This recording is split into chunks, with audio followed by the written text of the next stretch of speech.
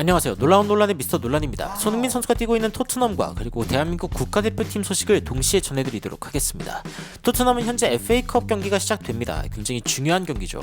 손흥민 없이 벌리전을 어떻게 할 것인가에 대해서 다양한 이야기들이 나오고 있습니다. 하지만 지금 우리에게 더 중요할 수밖에 없는 것은 바로 아시안컵. 이 대한민국 대표팀이 어떤 모습을 보여줄 것인가에 대해서 굉장한 기대가 있는데 그 이유는 60년이라는 키워드로 설명할 수 있습니다. 도대체 무슨 이야기인지 바로 들어가 보시죠.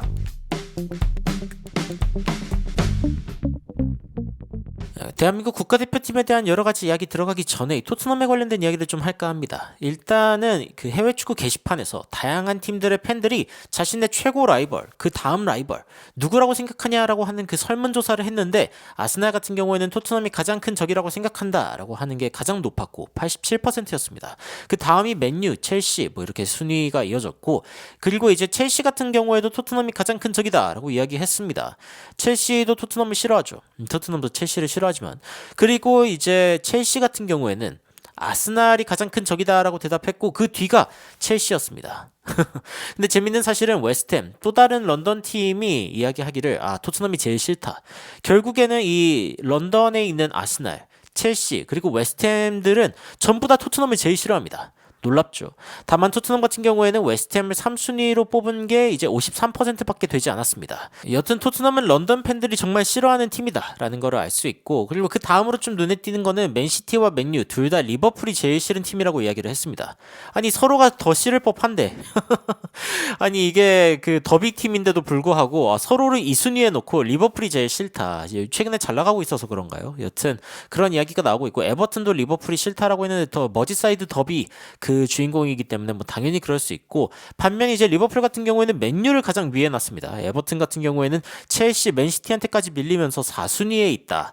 역시 에버튼만 진심인 그런 경쟁이다라고 이야기를 할 수 있고 굉장히 재밌는 그런 이야기라서 좀 가져와 봤습니다.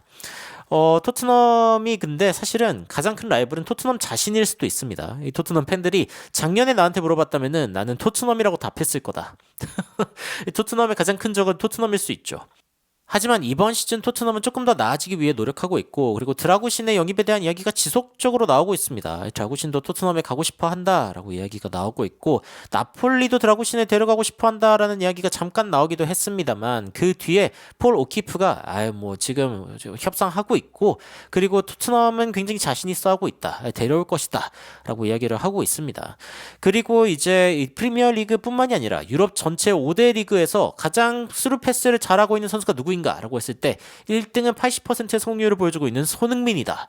야, 이 수치 놀랍지 않습니까? 근데 그 다음이 놀랍게도 바이에른 뮌헨으로 이적한 손흥민 선수의 소울메이트 케인이었습니다. 75%를 기록하고 있고 야, 이 두 선수가 같이 뛰고 있을 때 토트넘이 우승을 못한 게 그야말로 한이다 라고 이야기를 할 수 있는데 이 부분은 정말 두고두고 토트넘 팬들의 입방아에 오르지 않을까라는 생각이 듭니다.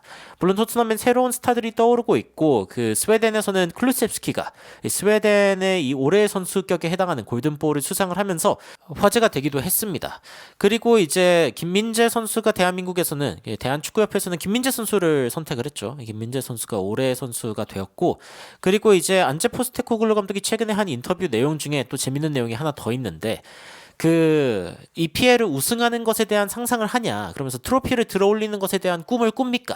라고 이제 이야기를 했는데 안제 포스테코글루 감독이 나 진짜 트로피를 들어올리는 장면이 있어 라고 이야기를 하면서 맞받아 쳤습니다. 아니 그래도 뭐 EPL은 없지 않냐 뭐 이런 식으로 그 기자가 이야기를 하기는 했지만 그 기자가 처음에 이제 트로피를 든 자신의 모습을 상상해 본 적이 있나요? 라고 한 질문이 좀 멍청하다는 거를 이제 스스로 깨닫고서 약간 이런저런 얘기를 하다가 약간 좀 자신의 어떤 멍청함을 무마하고 싶었던 것 같아요. 그래서 이 기자가 안제 포스테코글루 감독한테 당신이 그래도 그런 트로피를 들어올리고 있는 사진이 있다는 게 굉장히 운 좋은 줄 아셔야겠네요. 뭐 이런 식으로 이야기를 했는데 야 운은 무슨 운이냐 내가 얻어낸 거다.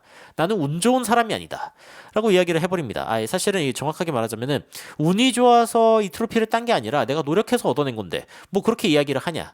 이미 뭐 그 기자는 말렸죠 지금. 말릴 대로 말린 상황인데 안제 포스테코글루 감독이 여하튼 자신이 트로피를 든 적이 있는 감독이다 라는 거를 다시 한번 강조하기도 했습니다. 참 우승이라는 게 이렇게 중요합니다. 이 사람의 기세를 들었다 놨다 하는 그런 것 중에 하나이기 때문에 기자들은 가끔 정말 바보 같다라고 이야기를 하면서 욕이 나오기도 하고 그리고 진짜 그 질문이 얼마나 멍청한지 이제 알게 된 사람 때문에 막 복식 호흡으로 웃는 그런 다른 기자들도 있었다라고 이야기가 나오고 있습니다. 이 현장의 분위기가 굉장히 웃겼다라고 이야기가 나오고 있는데 정말 좋은 기자들도 많이 있기는 하지만 저 질문을 한 기자는 좀 멍청했던 것 같다. 가끔씩 뭐 그럴 수 있죠. 가끔씩 이런 뇌사 상태의 느낌이 있는 그런 질문을 할 때가 있습니다. 하지만 더는 이런 질문이 나오지 않았으면 좋겠고 어쨌건 토트넘의 감독인 포스테코글루 감독한테 이 트로피와 관련된 이런 질문이 날아올 수 있는 이유는 토트넘이 아무래도 당분간 트로피가 없었던 것으로 굉장히 유명한 팀이기 때문이죠.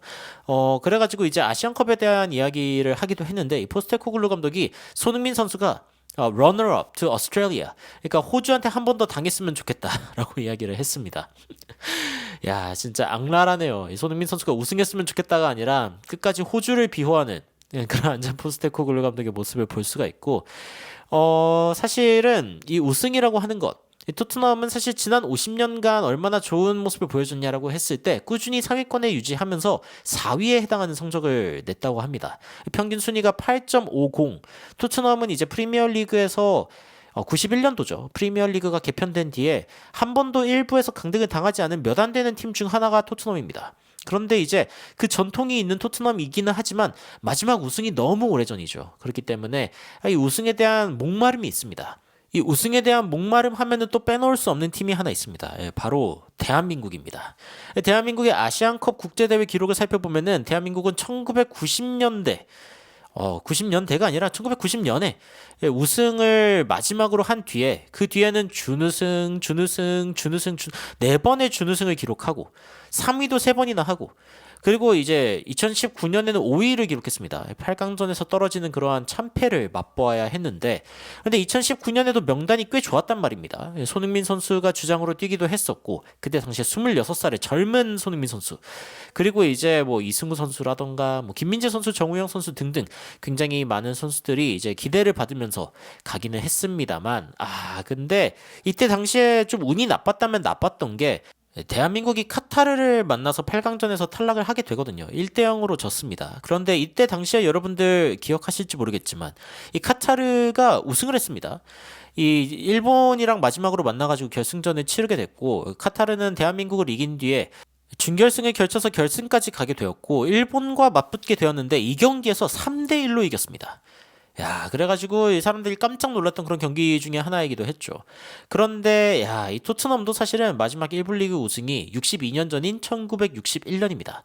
그러니까 대한민국의 아시안컵 마지막 우승이 1960년, 토트넘의 1부 리그 마지막 우승이 1961년. 야, 진짜 어마무시한 그런 상황이라고 할 수 있죠. 여튼 토트넘 팬들이 리그 우승에 대해서 정말 갈증을 가지고 있는 것처럼 이 대한민국 역시 64년의 목마름을 지금 지니고 있다. 1, 2회 때 대회 우승한 뒤에 64년째 지금 무관 상태인데 일본이 최다인 4회 우승, 이란과 사우디가 3회를 정상을 찍었으니까 한국도 이번 대회에 이겨야 이제 3회 정상에 오르면서 최다인 일본을 좀 따라잡을 수 있습니다. 그래서 굉장히 중요한 그런 경기라고 이야기를 할 수 있고 토트넘도 급하죠. 토트넘도 지금 우승을 해야 되고 FA컵이라도 따냈으면 좋겠다. 토트넘이 FA컵의 마지막 우승은 참고로 1991년이었습니다. 근데 그때 이후로 또 하필이면 EPL이 개편돼가지고 EPL 개편 후에는 메이저리그 우승이 없다. 메이저컵 대회 우승이 없다라고 이야기하는 이유가 이제 그것 때문인데 여하튼 토트넘 팬들의 목마름 이상으로 우리 국가대표팀도 목이 마르거든요. 그래서 손흥민 선수의 차출 양해하고 말고가 어디 있습니까? 일단 이게 중요하기 때문에 손흥민 선수가 지금 뛰고 있는 대한민국 대표팀 여기에서 이 아시안컵 우승을 꼭 이뤄냈으면 좋겠다. 응원하는 마음으로 영상 마치도록 하겠습니다. 여러분들은 현재 이 아시안컵에 대해서 어떤 기대들을 가지고 계신지 굉장히 궁금한데요. 댓글로 의견 남겨주시면 더욱 흥미로운 소식으로 찾아뵙도록 하겠습니다. 그리고 내일 있을 번리와의 FA컵 경기 그리고 이 이라크와의 친선 경기도 있죠. 이 경기들 모두 실시간 입중계를 할 예정이기 때문에 여러분들 많이 참여해 주시면 좋겠습니다. 이상 놀라운 논란 미스터 논란이었습니다. 시청해 주셔서 감사합니다. You are my sunshine, my only sunshine. You make me happy, home and away. And when it's pouring, you keep on scoring. So please don't take my sunny away.